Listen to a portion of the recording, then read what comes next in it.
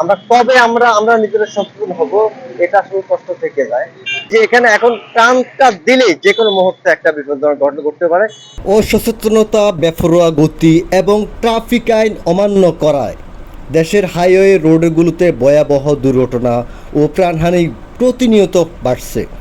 বিশেষ করে ঈদের সময় তো আর ক্লান্তি দূরের অবস্থা বলার কিছু অবকাশ নাই। ভুল পথে গাড়ি চালানো এবং অদক্ষ চালকের কারণে দুর্ঘটনাগুলো বেশি ঘটছে।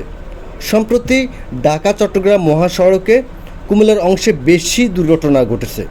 আমরা এই দুর্ঘটনাগুলোর জন্য দায় আমরা অযোগ্য চালকদের অসচেতনতা, চালকদের অতিরিক্ত গতি বাড়িয়ে গাড়ি চালানো এবং নিয়ম না মেনে ওভারটেক করার কিন্তু একটি বিশাল ফ্যাক্ট।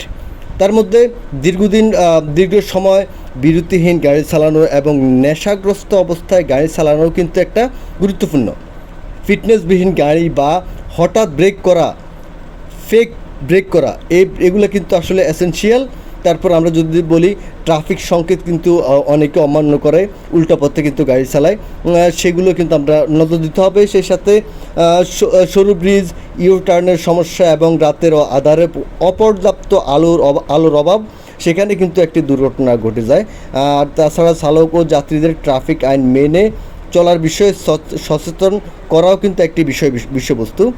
অতিরিক্ত গতি ও ট্রাফিক আইন অমান্যকারীদের বিরুদ্ধে কঠোর ব্যবস্থা নিলে কিন্তু তারা আর সাহস পেত না। যে এখানে এখন টানটা দিলেই যে কোনো মুহূর্তে একটা বিপজ্জনক ঘটনা ঘটতে পারে। দুই দিক থেকে কিন্তু গাড়ি যাতায়াত কিন্তু বিদ্যমান।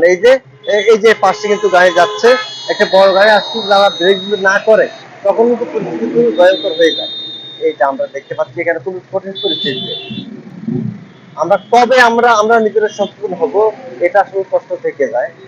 আল্লাহ আমাদেরকে সবাইকে রহমত করুন।